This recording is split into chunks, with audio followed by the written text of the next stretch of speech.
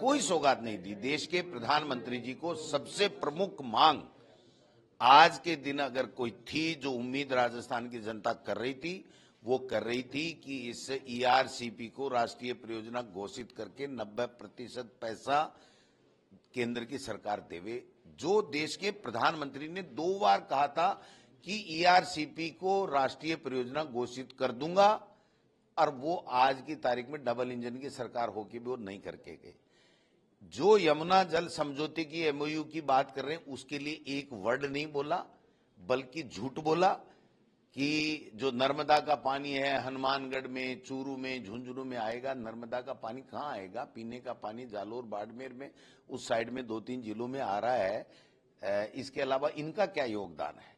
आज जब 8 से 13 हमारी कांग्रेस की सरकार थी तो सुजानगढ़ हो, लक्ष्मणगढ़ हो, खेतड़ी हो, हजार करोड़ के प्रोजेक्ट करके इंदिरा गांधी नहर परियोजना से पानी ला करके काम किया था।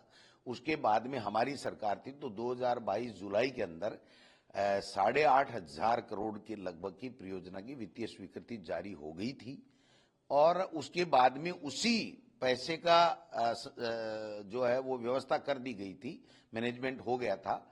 उसी को दोबारा उन्होंने अभी इस बजट में इस बीजेपी की सरकार ने बोला है।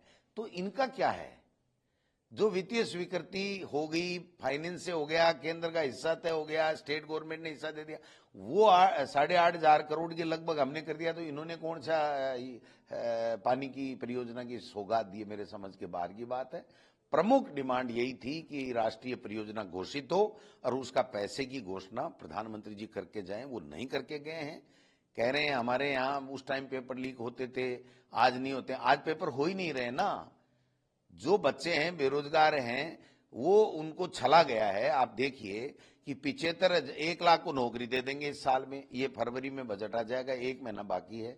75,000 की अभी अनाउंसमेंट की है, उसमें से 6,000 नौकरियां, बाकी तो चतुर्थ श्रेणी कर्मचारी हैं, वो भी संविदा पे है।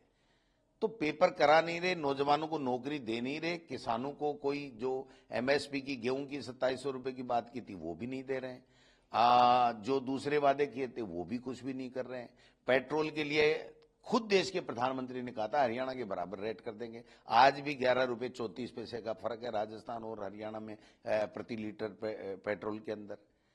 तो कर कुछ नहीं रहे, केवल थोती वाई कर रहे हैं, विज्ञापन दे रहे हैं, हाथ हिला रहे हैं।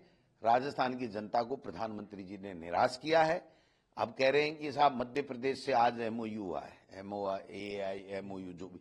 तो आप मुख्यमंत्री जी से मैं पूछना चाहता हूं कि आपने विधानसभा में जो घोषणा की थी और मध्य प्रदेश के मुख्यमंत्री के साथ फोटो खिंचाई थी, दिल्ली गए थे, वहां पर मंत्रियों के साथ आपने फोटो खिंचवाई थी, और मध्य प्रदेश ने अपना सुप्रीम कोर्ट में हमारे खिलाफ लिया हुआ स्टे हटा लिया। तो वो कौन सा समझौता था जिससे राजस्थान के हितों को आप गिरवी रख के आए थे? वो आप क्लियर कीजिए, तब पता चलेगा कि आपने क्या किया क्या नहीं किया। तो ये जो कागजी वाई की बातें कर रहे हैं, सत्ता का दुरुपयोग कर रहे हैं, इसके अलावा करना धरना इनके पास में कुछ भी हो नहीं।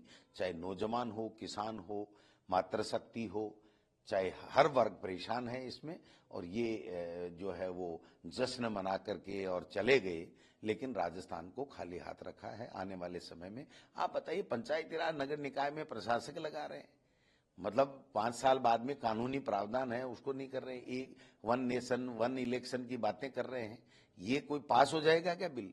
ये महिला आरक्षण जैसे लागू हुआ है ना, वैसा ये बिल पारित होगा। केवल नए नए पाखंड करते हैं, नए नए इस तरीके के प्रोपेगेंडा करते हैं, जिससे मूल मुद्दों से ध्यान देश के लोगों का, प्रदेश के लोगों का हट जावे और इनको कोई चैलेंज नहीं हो। सत्ता का दुरुपयोग कर रहे हैं, धनबल का दुरुपयोग कर रहे हैं और सत्ता लूटने का काम कर रहे हैं, लेकिन जो वादे करते हैं वो नहीं निभा रहे हैं।